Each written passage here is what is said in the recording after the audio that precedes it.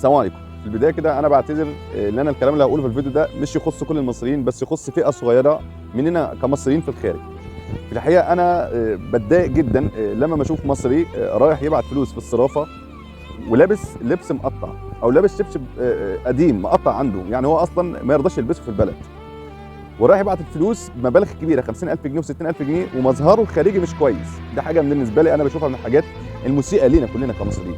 او مصري رايح يقعد على القهوه ولابس عبايه بنص كم، دي من الحاجات اللي بتضايق جدا. انت حاجه للنوم، ما ينفعش تطلع وتقعد بيها على القهوه. كذلك الامر بتكون رايح تصلي وسط ناس ومن جنسيات كتيره مختلفه، فما ينفعش تروح بعبايه اللي انت لاين بيها، انت لازم تغير وتلبس حاجه كويسه.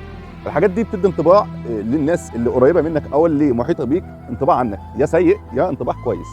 في الحقيقه احنا اسياد العالم. انا بكون فخور جدا لما اشوف مستشار مصري او دكتور مصري او مهندس مصري او حد انت تكون متشرف بيه ان انت مصري عشان خاطر الشخص ده مصري زيك زيه. انا بكون سعيد جدا لما بشوف الناس دي معايا في البلد اللي انا مسافر فيها، وده حاجات بتدي انطباع للناس ان انت عندك ناس كويسه، ناس تشرف. فلما تكون الناس دي حته كويسه بنتشرف بيها، ما ينفعش نكون برضو في فئه مننا بتخلي الناس تكون متضايقه ان انت اصلا واحد من الجنسيه بتاعتها. ان الناس كل واحد فينا مسافر بره، انت سفير لبلدك، سفير للبلد اللي انت طالع منها. محدش يعرفك انت من محافظه ايه او من انهي حته او ابن مين او اسمك ايه، بس بيشوفك مصري. فيا ريت ندي انطباع كويس عننا، يا ريت ندي انطباع حاجه كويسه، اللي احنا اصلا ده الاساس بتاعنا، ان احنا انطباعنا كويس. احنا الثقافه واحنا الفن واحنا العلم واحنا الطب واحنا كل حاجه. فيا ريت نهتم بده، ويا ريت نحافظ على الحاجات اللي احنا طلعنا لقيناها في المصريين، اجدادنا واللي قبليهم واللي لسه هيجوا برضه. فما تبقاش مهمل في نفسك وفي مظهرك الخارجي، وحاجات بسيطه جدا تقدر انت تشتريها هتخلي ريحتك كويسه وهتخلي منظرك كويس. وحتى هو الفقر مش عيب، بس انا عارف ان ما فيش واحد مسافر بره فقير. حاجات صغيره هتقدر تشتريها لنفسك هتخلي الناس تكون متقبلاك وتكون شم ريحتك بريحه كويسه.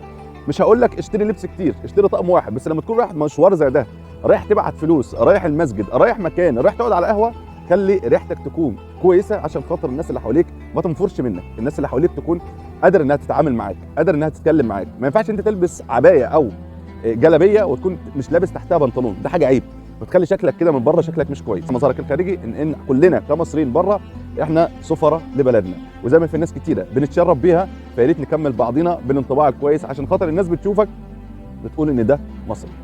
السلام عليكم، اشوفكم على خير.